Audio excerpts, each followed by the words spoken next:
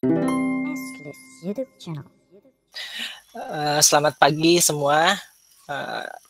Saya harap kalian pagi hari ini bersemangat semua ya, sehat-sehat semua. Oke, saya coba. Oh ya, on cam ya. Wah, mungkin banyak yang belum kenal saya ya, hampir semua sini. Oke, saya share screen dulu.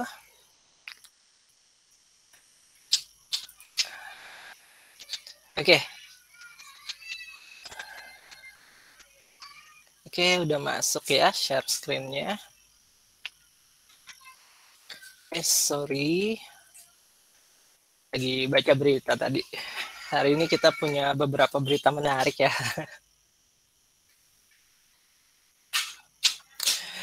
Oke.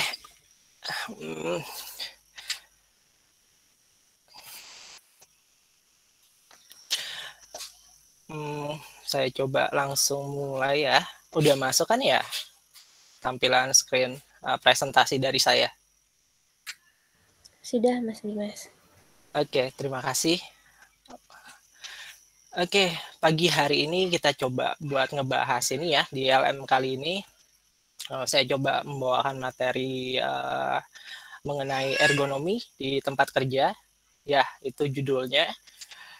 Nah, materi ini saya sampaikan berdasarkan hasil adaptasi ya dari materi aslinya yang dibawakan oleh Dr. Gigi Baiduri Widanarko, Magister K3 PhD.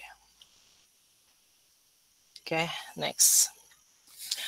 Oh ya, sebelum mulai mungkin di antara kalian udah pada sering dengar ya, sudah sering mendengar mengenai ergonomi. Nah, ergonomi itu apa sih? Nah, awalnya saya juga bayangan yang terlintas di saya ketika pertama mendengar ergonomi itu pada saat saya ya melihat iklan motor ya, iklan sepeda motor waktu itu Honda Vario 150. Di situ disebutkan bahwa desainnya Vario 150 itu didesain ergonomis, yang artinya di sepeda motor tersebut memberikan kenyamanan untuk pengendaranya. Nah, ergonomis ini tidak hanya mengatur mengenai posisi duduk di kendaraan bermotor, namun juga bisa kita terapkan ke berbagai hal lainnya, termasuk di saat kita bekerja. Nah, di saat kita bekerja, mungkin di antara kalian setelah lama melakukan rutinitas kerja, kalian akan merasakan beberapa dampak negatif ketika posisi atau ergonomi kalian salah dalam bekerja. Bukan salah atau kurang tepat ya, sehingga berpotensi menimbulkan beberapa ya keluhan seperti ini ya, seperti migrain, kemudian nyeri di pergelangan tangan, kemudian nyeri di bagian punggung, bagian bawah, atau justru di ya sepanjang punggung, sepanjang ruas-ruas tulang belakang. Nah,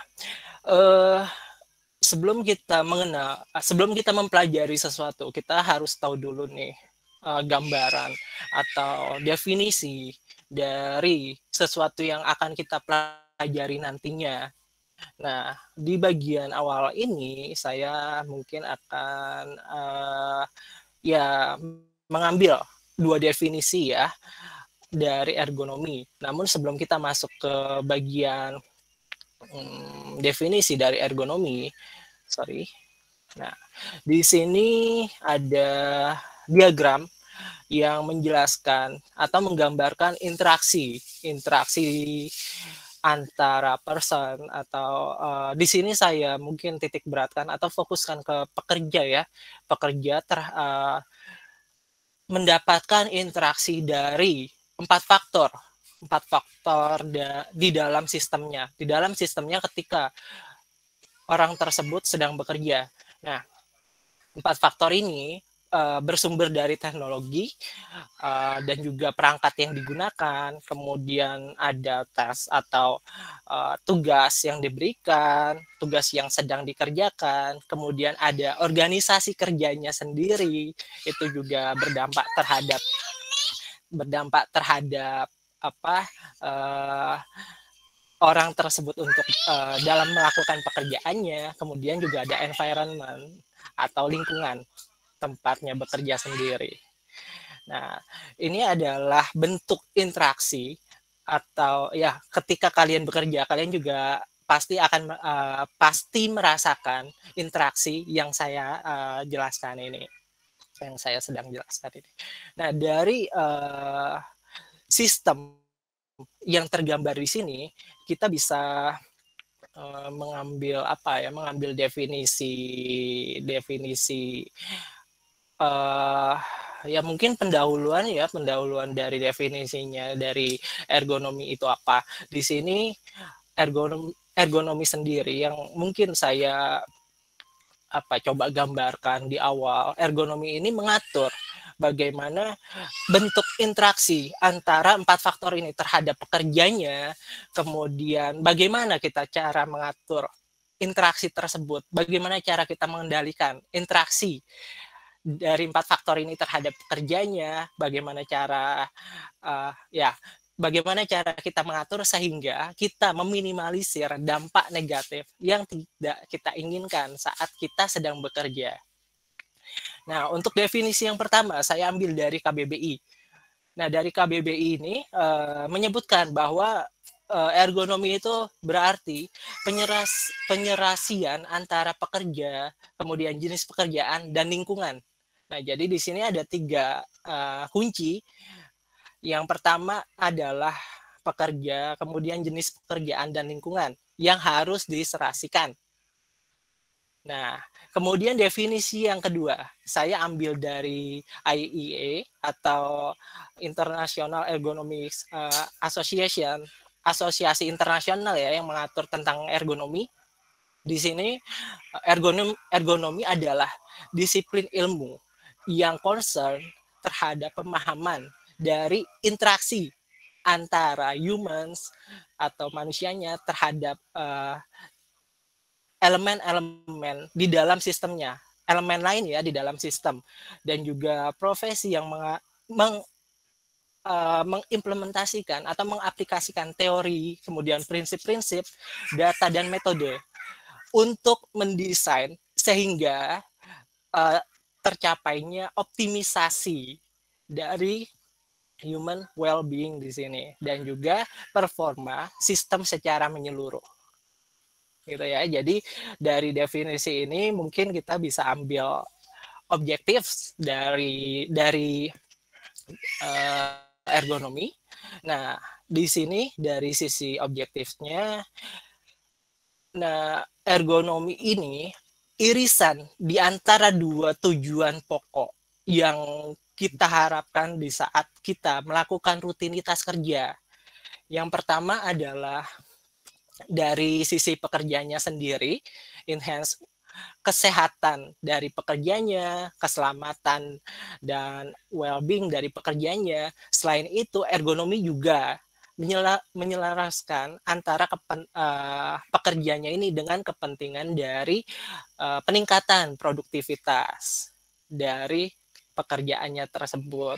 Nah, jadi dari sisi ergonomi sendiri harus ya kedua tujuan ini harus sejalan, harus beriringan sehingga sistem yang dibuat tersebut dikatakan ergonomis.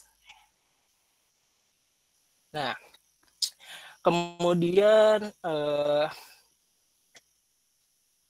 dari beberapa bentuk interaksi tadi ya yang kita coba pelajari sebelum masuk ke definisi, di sini ada ya 3 klasifikasi domain yang memudahkan kita dalam melakukan pembelajaran mengenai ergonomis ini. Yang pertama itu domain ditinjau dari sisi fisik pekerjanya. Di sini saya mengambil beberapa poin utama. Yang pertama ditinjau dari sisi fisik adalah human anatomical atau anatomi dari manusianya. Anatomi ini artinya ini ya, tubuh manusianya itu sendiri beserta hubungan antar tubuh manusia ketika sedang melakukan suatu pekerjaan. Nah, bagian kedua itu adalah antropometrik atau ukuran dari tubuh manusianya. Nah, ukuran di sini ketika misal ya antara satu orang dengan orang yang lain itu pasti memiliki keunikan tersendiri. Nah, salah satu bentuk keunikannya itu bersumber dari ya salah satu keunikannya itu salah satunya ya itu adalah ukuran dari tubuhnya. Ya, setiap orang pasti memiliki ukuran tubuh yang menggambarkan keunikannya. Sebagai contohnya kita memiliki ukuran sepatu, ukuran kaki yang berbeda yang menentukan ukuran sepatunya yang distandarisasi secara internasionalnya, yang mungkin ukuran sepatu yang standarnya itu meskipun kita menggunakan ukuran yang sama tapi memberikan kenyamanan yang berbeda-beda. Nah, di sini adalah salah satu contoh penerapan antropometrik di dalam contoh sederhana tadi, di dalam kita menggunakan sepatu dan interaksi kenyamanan yang diberikan dari penggunaannya tersebut. Nah, kemudian di sisi fisikal, poin ketiganya itu ada fisiologis dan biomechanical. Di sini dalam artian ketika seseorang itu bekerja, kita perlu memikirkan salah satu contohnya itu misal ya pekerjaannya itu berada di lingkungan yang cukup ekstrim. Nah, kita perlu memikirkan apakah kondisi orang tersebut, kemampuan orang tersebut itu mampu untuk tahan dalam melakukan rutinitas pekerjaannya di kondisi yang ekstrim tersebut. Berapa lama dia mampu tahan itu perlu kita pikirkan untuk dalam pertimbangan ergonomi ini. Nah, ini domain yang pertama yang kita tinjau dari sisi fisik. Berikutnya itu ada dari sisi kognitif. Sisi kognitif ini lebih ke arah mental dari orangnya tersebut, mental proses seperti persepsi, ingatan, alasan orang tersebut, motivasinya, kemudian motor responsnya itu perlu diperhatikan di sini. Seperti misal sisi kognitif ini kita ambil contoh, kita sekarang sedang melakukan ELM. Nah, mungkin ada beberapa orang yang dari saya pribadi mungkin ya, yang dari sisi kognitif saya sebagai pembicara aktif di sini, saya perlu mengimajinasikan gestur, mimik, atau ya gambaran-gambaran visual dari para audiens yang sedang memperhatikan saya. Apakah saya bisa penyampaian saya bisa diterima dengan baik, dan ya hal-hal semacam itu yang mungkin lebih ke arah persepsi gitu. Nah, kemudian setelahnya organisasi. Nah, organisasi ini juga perlu untuk dilakukan, kita perlu untuk mengoptimisasi sistem dari sosio-teknikalnya, termasuk struktur organisasi, policy, kemudian prosesnya. Nah, di bagian ini sebagai contohnya itu ketika kita melakukan optimisasi sosio-teknikal ini secara artian kita melakukan sosialisasi, namun menggunakan suatu media ya. Sebagai contohnya itu ketika kita ingin menyampaikan pesan, kita dalam suatu proyek biasa menyampaikan atau media komunikasinya salah satunya itu kita menggunakan email. Nah, di sini kita perlu melakukan optimisasi bagaimana kita dapat mampu menjelaskan apa yang akan kita sampaikan, maksud apa yang kita harapkan di dalam email tersebut, sehingga kita berusaha untuk menyusun kalimat-kalimat di dalam email tersebut agar mudah diterima, mudah dipahami, dan mudah diolah oleh orang-orang yang menerima email dari kita. Nah, itu adalah contohnya ya. Nah, kalau secara ergonomi sendiri itu ada beberapa ya klasifikasi. Contohnya kayak ekonomi kan ada ekonomi mikro dan ekonomi makro. Ergonomi pun juga sama. Ada ergonomi mikro dan ergonomi makro. Nah, ergonomi mikro ini lebih ke arah pembahasannya difokuskan ke fisikal dan kognitif, orangnya sendiri, pekerjanya. Kemudian ekonomi makro ini membahas lingkup yang lebih besar berupa organisasi kerjanya gitu. Nah, untuk yang nantinya saya coba bahas di sini di dalam forum ini, kesempatan ini lebih ke arah yang mikro ya, yang tinjauannya itu lebih ke arah fisiknya. Nah, dari dari beberapa penyampaian sebelumnya, di sini mungkin bisa kita tarik ya goals atau tujuan utama dari ergonomi itu apa. Jadi ergonomi itu is to make the work fit the workers ya. Enggak kebalik nih, not to make the workers fit the work. Jadi kita perlu menyesuaikan antara desain pekerjaan yang akan kita assign ke pekerjanya. Jadi bukan pekerjanya yang menyesuaikan terhadap pekerjaannya. Ini ditinjau dari sisi ergonomisnya ya. Jadi di sini ya mungkin harapannya dari sisi mungkin dari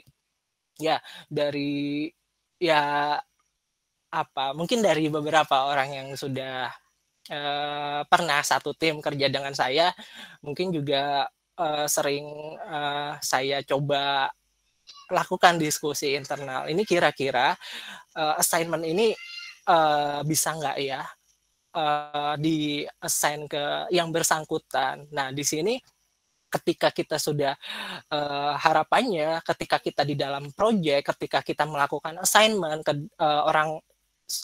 ke seseorang, itu kita juga perlu memperhatikan beberapa poin yang menjadi pertimbangan cocok atau enggaknya orang tersebut untuk melakukan pekerjaan.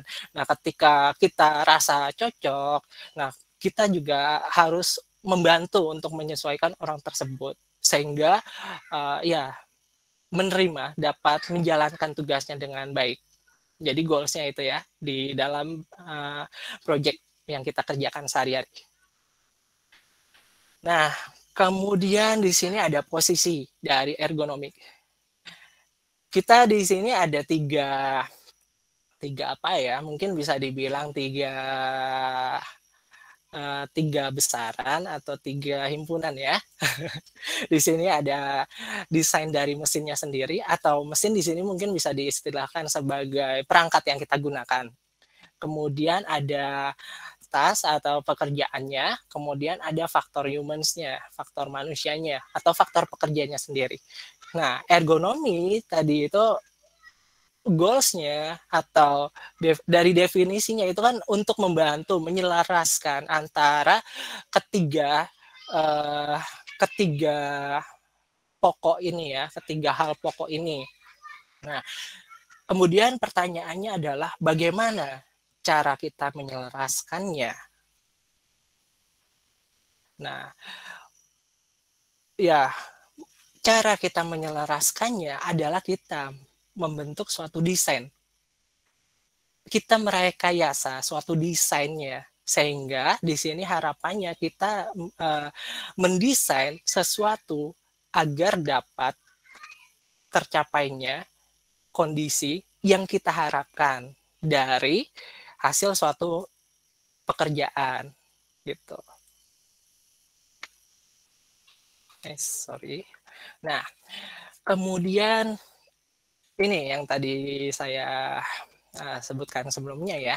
Jadi di sini kita ada dua yang perlu kita pertimbangkan untuk mendesain ergonomis kerja kita. Yang pertama, kita perlu tahu job demand-nya apa. Job demand di sini bersumber dari pertimbangannya bersumber dari beberapa poin. 5 poin di sini ya. Ada task, kemudian equipment, workspace, environment, dan organization. Jadi di sini kita perlu memikirkan kelima poin ini. Tasknya seperti apa, kemudian perangkatnya apakah memadai atau enggak, kemudian tempat kerjanya, lingkungan kerjanya, kemudian organisasi kerjanya. Kemudian dari job demand ini kita akan dapat menentukan workersnya. Nah, dari sisi pekerjanya sendiri ini kan juga ada kapabilitas ya, kemampuan dan limitation, batasannya. Ada kemampuan, ada potensi kemampuan di sini dan ada potensi batasan. Yang mana kita tinjau dari beberapa poin seperti antropometrinya, kemudian muskuloskeletalnya, ini otot rangkanya ya, kesehatan otot rangka, kemudian kardiopulmonari, ini jantung dan paru-paru pernapasannya, kemudian ada persepsinya, kemudian ada sisi kognitif dan ada sisi sosial. Perseptual ini lebih ke arah sensorik, lebih ke arah bagaimana orang tersebut memberikan penilaian awal, menangkap suatu rangsangan. Kemudian kognitif ini lebih ke arah pengolahan, kemudian lanjut ke arah motoriknya. Bagaimana dia melakukan pengolahan tugasnya, kemudian bagaimana dia melakukan atau melaksanakan tanggung jawabnya. Kemudian yang terakhir ada sisi sosial di dalamnya juga. Kita juga mungkin ada beberapa poin penting di sini yang perlu kita ketahui dari sisi sosialnya, dari sisi sosial dari pekerjanya sendiri. Apakah orang tersebut lagi good mood atau lagi bad mood, apakah lagi ada problem atau apa, mungkin bisa kita tangkap sinyal-sinyalnya ya dari obrolan-obrolan ringan yang kita lakukan di Selingan Project. Nah, di sini dari kedua pertimbangan ini kita combine. Nah, kemudian dari kombinasi ini nantinya pasti akan menghasilkan ya, suatu pekerjaan itu pasti akan menghasilkan hasil yang mana hasilnya ini terbagi dua, yaitu desirable response atau respons yang kita inginkan, kita harapkan, dan undesirable response. Respons yang kita coba minimalisir ya, karena kita nggak mengharapkan itu terjadi. Nah, respons yang kita harapkan ini beberapa poin pentingnya itu ada productivity, kemudian ada safety, dan ada health. Nah, untuk yang respons yang kita tidak harapkan sehingga mungkin bisa kita minimalisir di dalamnya, contohnya ada kelelahan, kemudian ada ketidaknyamanan, atau mungkin bisa menyebabkan sakit, kemudian ada cedera, atau penyakit jangka panjang di sini yang sifatnya itu ya memberikan suatu cedera serius ya, yang nggak sembuh dalam waktu singkat. Kemudian malah mungkin ada disability. Nah, ini adalah work system yang perlu kita pertimbangkan, perlu kita coba analisa dari suatu pengolahan pengerjaan project. Oke, lanjut ke slide berikutnya. Nah, di sini ada gambaran ya dari keseimbangan antara task yang diberikan sama human capabilities-nya. Nah, harapannya kita ya pasti menginginkan yang di poin atas ya, di gambar yang di bagian atas. Jadi di sini ada keseimbangan. Nah, ini adalah suatu ideal harapan yang ideal di sini.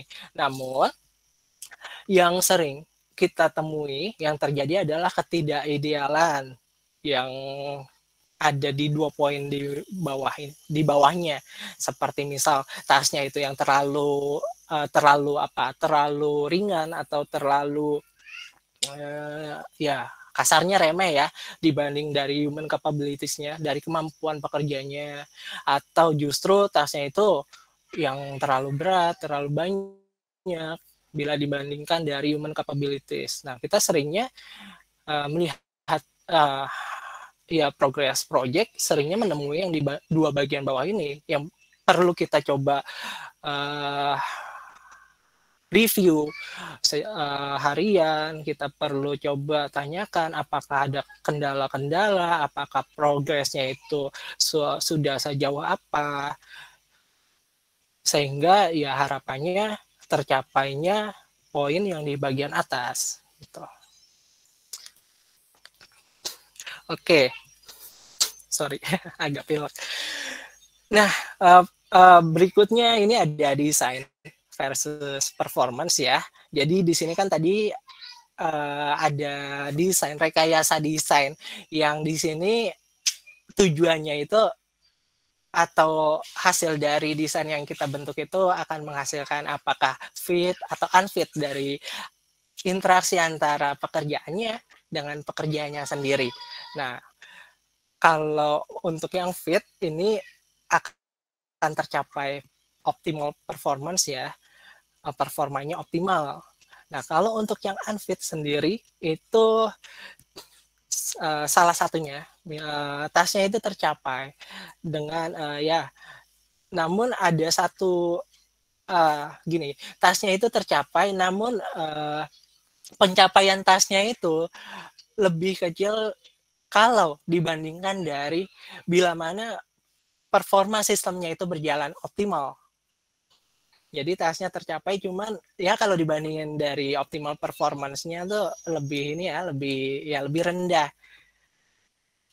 Kemudian poin yang keduanya itu tasnya achieve, tapi ada mengakibatkan kendala kesehatan di sini. Contohnya kayak stres dan strain.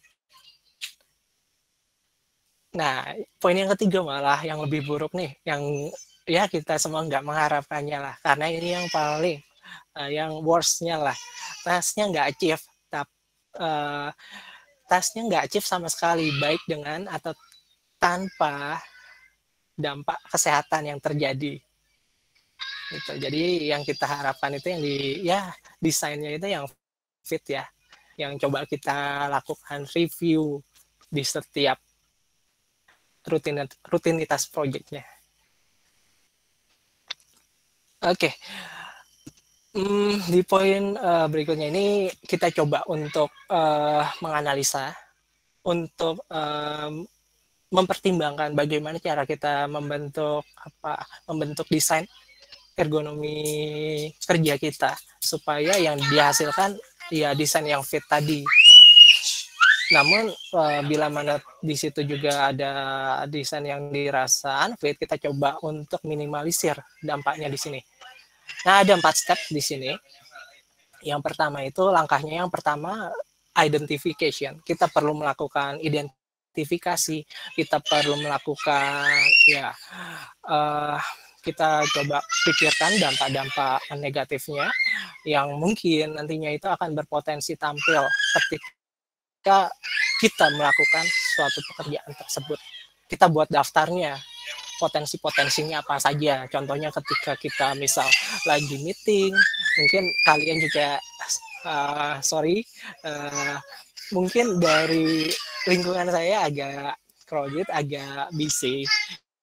Ya itu salah satu contoh daftarnya ya, salah satu listnya yang poin yang harus dimasukkan ke dalam list. Sehingga setelah kita melakukan daftarnya, kita lakukan assessment di dalamnya.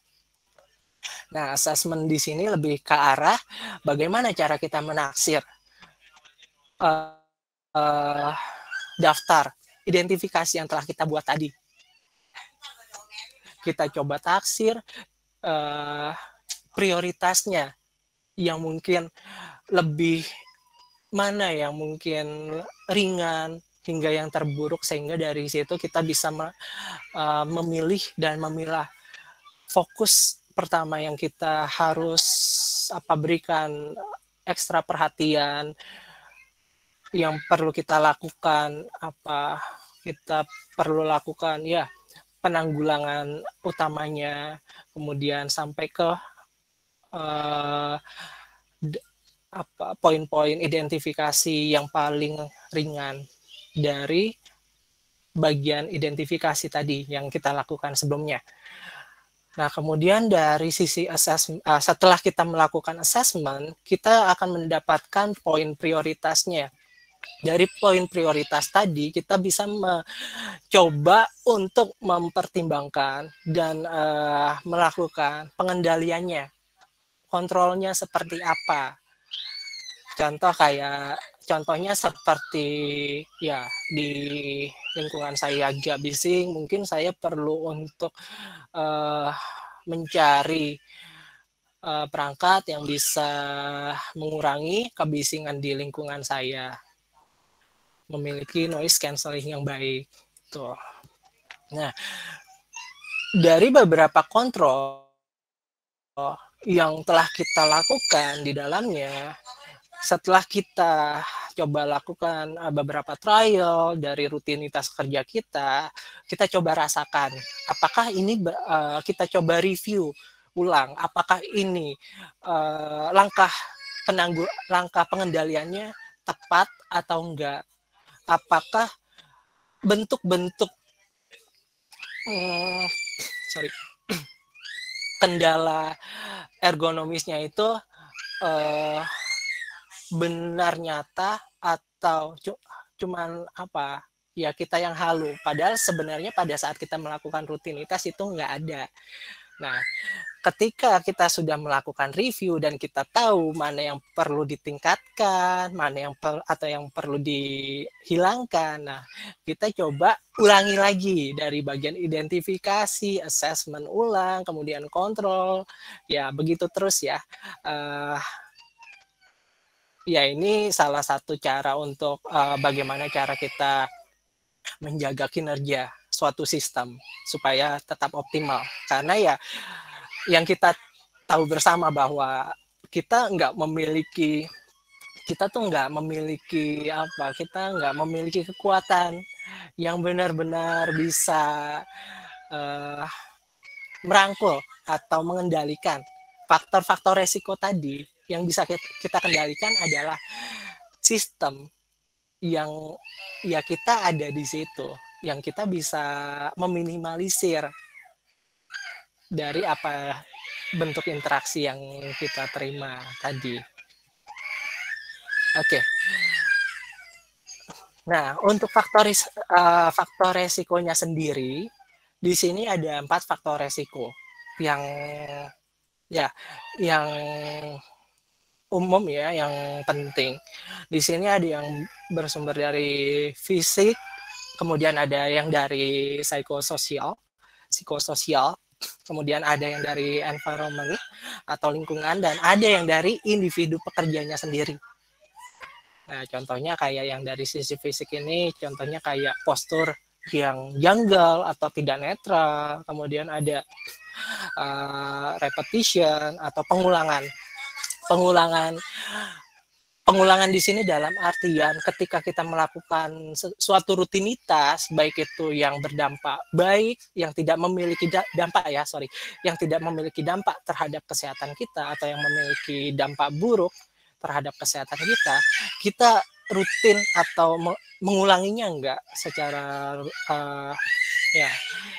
rutin. Nah, ini perlu kita perhatikan faktor risikonya di sini. Kemudian, berapa lama kita melakukan rutinitas tersebut. Nah, selain itu juga ada, apakah ada force atau ada gaya atau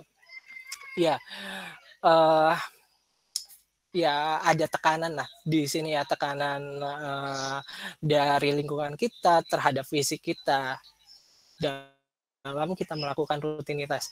Kemudian ada psikososial seperti effort, reward, dan lain-lain.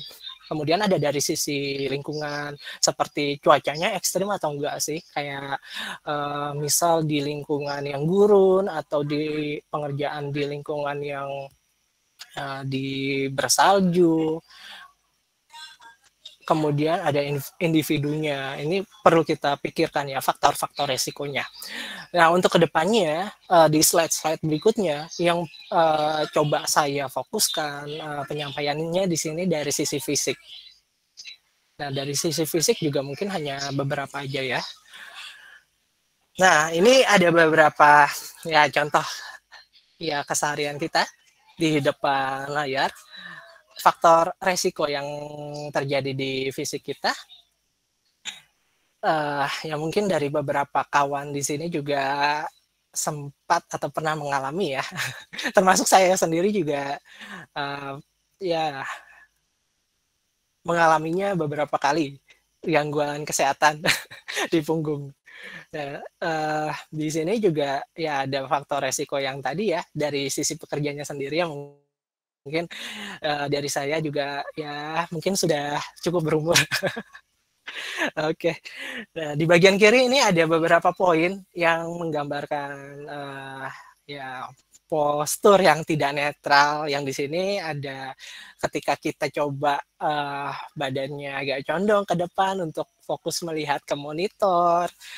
Ini ada beberapa poin, 4 poin yang mungkin bisa menjadi perhatian kita, perhatian terhadap kesehatan kita yang berpotensi akan terjadi ya. Nah, kemudian di sisi kanannya itu malah lebih worse, lebih parah lagi ya. Posisinya tuh kayak lagi di ya di warnet gitu ya. Atau di sekolah-sekolah. Nah, ini contohnya tuh yang terjadi misal ada gangguan punggung bagian atas, kemudian mata terasa lelah atau pusing, kemudian gangguan di pergelangan tangan, gangguan di bahu dan lain-lain ya. Ini coba saya ambil beberapa sampel aja yang banyak ya yang ada di internet. Nah, postur yang tidak netral itu kan tadi juga akan mengakibatkan beberapa masalah serius terhadap sendi ya, lebih ke arah sendi. Nah, ternyata ketika kita postur kita yang kita rasa baik, ternyata juga itu berdampak cukup serius, cukup memberikan beban berlebih lah terhadap beberapa bagian penting di tubuh kita. Nah, di sini dari gambar ini saya coba untuk memberikan fokus peninjauannya itu lebih ke arah tulang belakang dan pinggang ya. Nah, di sini untuk yang di bagian kiri itu posisi ya umum ketika orang itu lagi berdiri, kemudian dibandingkan dengan posisi duduknya, kemudian yang di bagian kanannya itu ada tambahan, ada bonus pada posisi tidur rebahan menghadap ke atas ya, terlentang. Nah, di sini kita bisa lihat tekanan yang diberikan terhadap di sini bantalan, artinya pengertiannya bantalan yang terdapat di antara ruas-ruas tulang belakang kita. Jadi di antara ruas tulang belakang kita kan banyak sendi ya, banyak hubungan antara cincin tulang satu dengan cincin tulang belakang yang lain. Nah, diantaranya itu ada semacam ada semacam bantalan. Nah, bantalannya ini bentuknya tuh ya tidak sekeras tulang, sehingga ketika kita melakukan duduk pun atau ketika kita melakukan rutinitas itu akan memberikan tekanan. Ya kayak kita lagi misal ada orang lagi panjat pinang. Di situ kan ya orang yang di bagian bawah dan orang di bagian tengah-tengahnya itu kan ada tekanan dari bagian atasnya ya gambarannya seperti itu.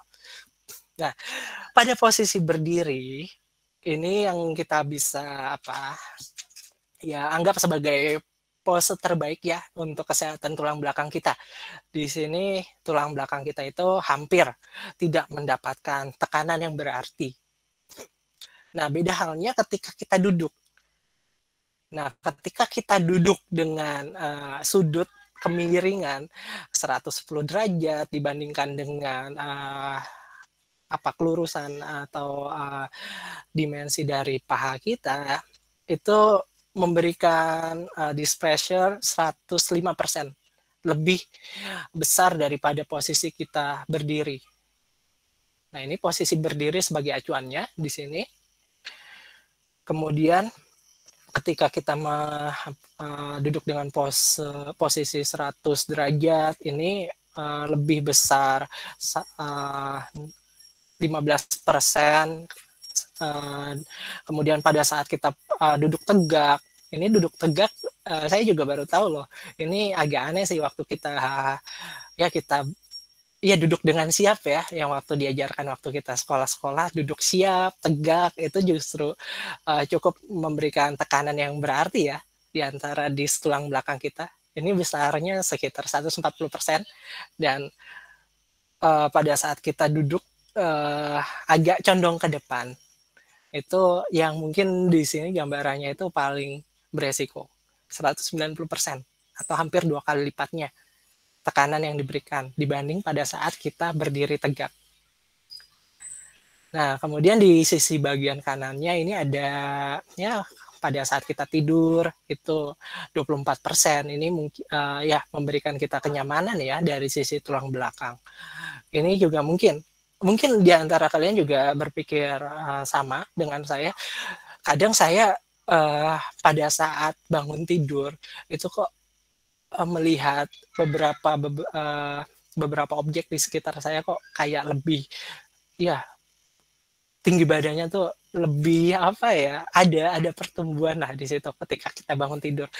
Kemudian setelah kita melakukan aktivitas, terutama ketika melakukan aktivitas yang berat, itu mengangkat sesuatu yang berat, kita jadi lebih pendek di situ. Nah, ini bisa kita coba analisa dari sini, bahwa ketika kita sedang tidur, kita memberikan kesempatan tulang belakang untuk melakukan regenerasi ya di sini, untuk mengembang kembali. Nah, ini ada beberapa gambaran ya, tekanan di antara ruas tulang belakang dari interaksi, dari posisi kita duduk atau tiduran. Nah, ini kemudian kita akan membahas postur yang tidak netral. Nah, postur yang tidak netral ini mungkin berpotensi menjadi ancaman yang serius untuk kita. Nah, di sini bagaimana postur itu mencoba untuk memberikan ancaman yang serius untuk kesehatan kita. Nah, di gambar ini, gambar pertama dari slide ini yang tampil, di sini kita bisa bandingkan. Yang paling kiri itu ada normal postur, kemudian di bagian yang tengah itu ada postur yang di antara ruas-ruas tulang belakang kita yang di belakang jantung itu ya. Saya lupa istilahnya itu apa. Dan tulang leher kita agak condong, agak membungkuk ke belakang. Kifosis ya kalau nggak salah ya, itu ya, dengan jarak 2 inci. Jadi kita lebih posisinya membungkuk ya ke depan dengan jarak 2 inci. Kemudian yang di bagian paling kanan itu 3 inci. Nah, yang perlu diperhatikan di sini adalah setiap inci postur yang tidak netral ini akan memberikan tambahan beban terhadap tulang belakang kita, terhadap itu sebesar 10 pound atau sekitar 2,2 kilo ya.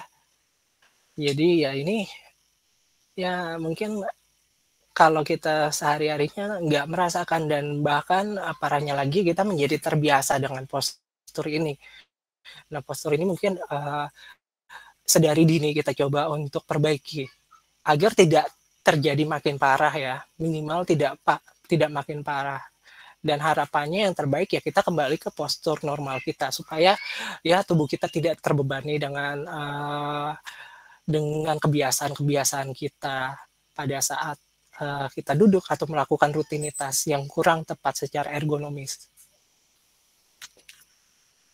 Nah, poin berikutnya, oke, ini masih membahas mengenai tulang belakang.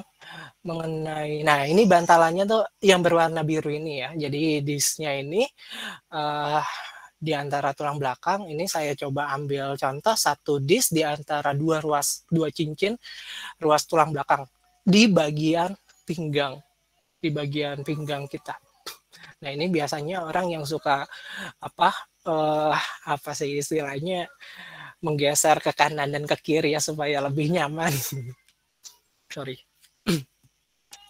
Nah, ya mungkin di sini yang bisa kita lihat cedera serius yang mungkin berpotensi untuk muncul di sini. Disknya ini terdorong keluar sehingga ini akan mengenai saraf tulang belakang, pinch nerve ini ya yang berwarna kuning. Jadi di sini maaf saya lupa gambarannya itu nggak ada.